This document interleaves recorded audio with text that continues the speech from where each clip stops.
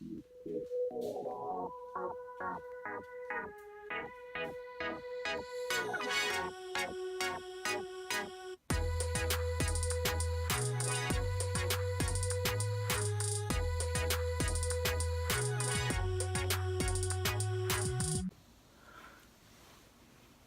fine, right? How does one start this?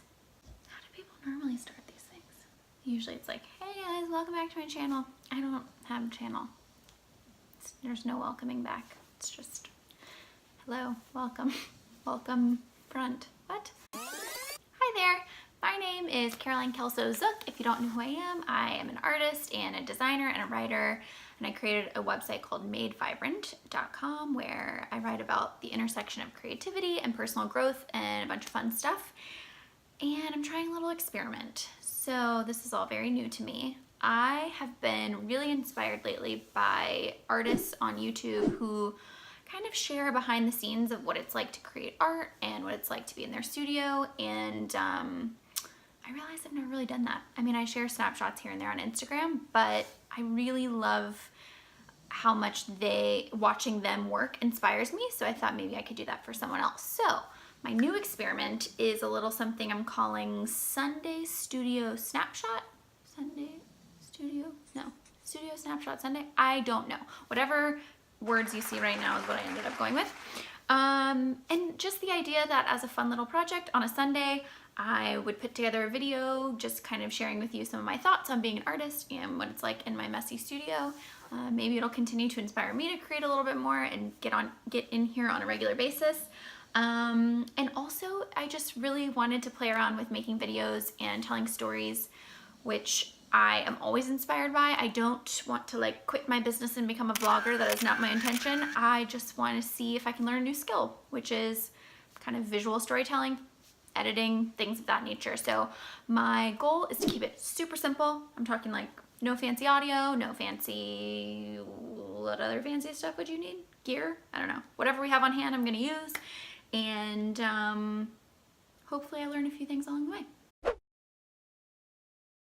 So for this first installment, I thought it could be fun to kind of talk about the theme of evolving your artistic style. So some of you out there may not even know what your style is yet, and that's totally fine. I didn't either when I first started.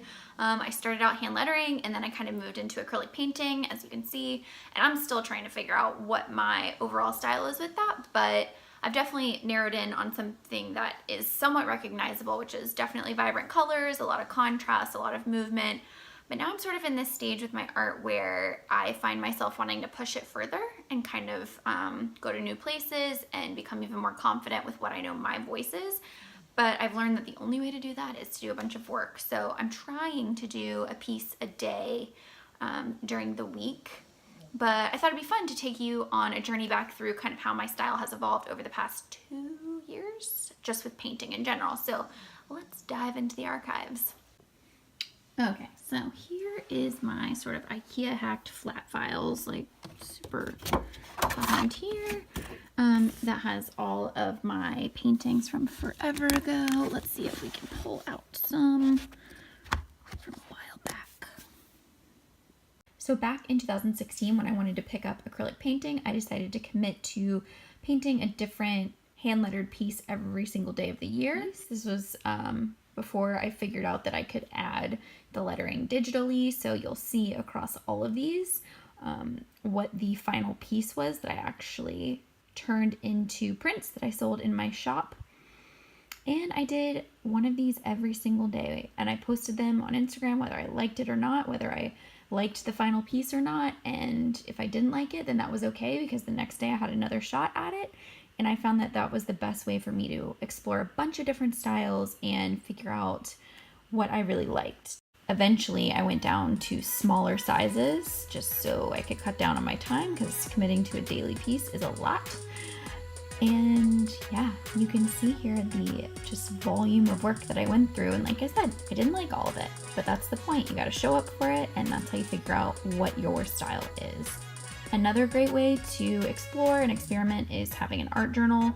Sometimes I just use these pages as like a scratch page for like excess paint when I'm painting, and then I can turn it into something later. Sometimes I use it for more collage work, all kinds of different things. If I have an idea in my head and I want to test it out. There's something about an art journal that doesn't feel as permanent as like a canvas or even a piece of paper. So I really love it for experimenting. All right, and we're back. I'm not setting up the tripod again, just not doing it. So we're just gonna be casually on the couch here. So if I had to give any advice on evolving your style, I would say in the beginning, I feel like you have to do just a lot of work and you have to explore and experiment and not be afraid to make ugly things. I've made plenty of those things that don't feel like they match your style, but that's an important part of the process of getting to that stuff so that you can pick out what you really do like.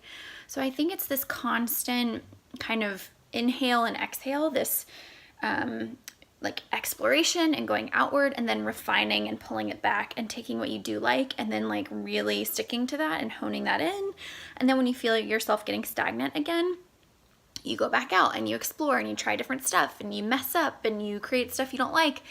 And then you reach this point where you're like, oh, that's interesting. And you pull it back and you focus on that and you refine it. So it's this constant like exploration and then refinement. At least that's the way that I try to approach it. So I'm definitely in a space of exploration right now and kind of wanting to pull from a bunch of things I've done, but take it to new places and then pull it back together. And I want to get back to more of my canvas stuff.